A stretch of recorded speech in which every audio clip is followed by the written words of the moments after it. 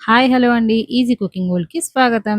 ఇవాళ మనం ఫ్రూట్ కస్టర్డ్‌ని ఎలా తయారు చేసుకోవాలో చూద్దాం. దీనికి కావాల్సిన ఇంగ్రీడియెంట్స్ కట్ చేసుకున్న fruits, custard powder, sugar.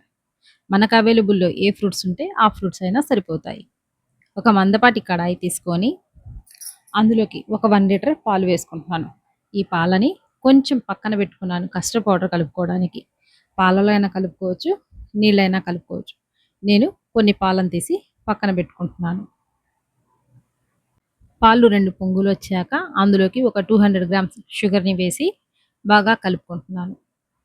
Sugar వేశాక అడుగంటుకోకుండా చూసుకుంటూ ఒకసారి కలుపుకోవాలి.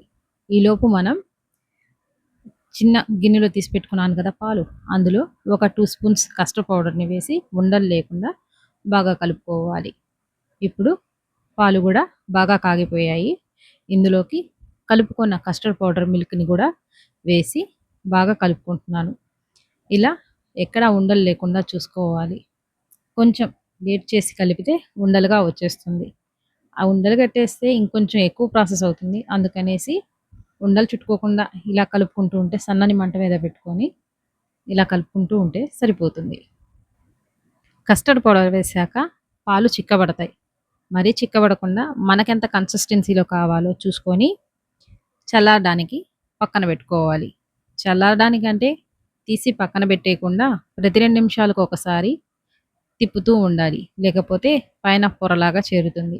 అది కూడా ఉండలు ఉండలుగా ఉంటుంది. అందుకనేసి పైన పొర లేకుండా నేను వేరొక బౌల్‌లోకి మార్చుకొని చల్లార్చుకున్నాను. ఇలాగా చల్లార్చుకున్న తర్వాత ఇది చూడండి బాగా చల్లారిపోయింది. ఇప్పుడు మనం కట్ చేసుకున్న ఫ్రూట్స్ అన్నిటిని ఇందులోకి కలుపుకుంటున్నాను. మీకే ఫ్రూట్ అయితే నచ్చుతుందో అది కలుపుకోండి. నేను ఈ ఫ్రూట్స్ నా దగ్గర అవైలబుల్‌లో ఉన్నాయి. అందుకనేసి ఇవి వేసుకున్నాను.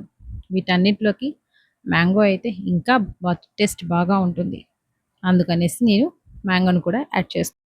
ఫ్రూట్స్ అన్నీ యాడ్ చేయడం అయిపోయిన తర్వాత ఒక 2 అవర్స్ ఫ్రిడ్జ్‌లో పెట్టుకొని సర్వ్ చేసుకుంటే సరిపోతుంది. చూసారు కదా! ఫ్రూట్ కస్టర్డ్ ఎలా రెడీ అయిందో.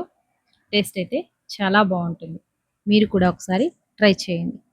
నచ్చితే లైక్ చేయండి, షేర్ చేయండి, ఫాలో చేయండి. అలాగే కామెంట్ కూడా చేయండి.